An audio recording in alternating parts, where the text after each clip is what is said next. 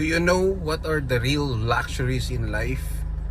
For me, ito yung mga slow mornings, yung freedom to choose, time freedom, your loved ones, your health, your friends, your family.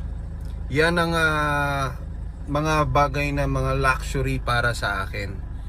And I'm sure sa iba ganun din. Di naman lagi yan material na bagay. Lagi nating i-remind yung sarili natin sa mga bagay na meron tayo para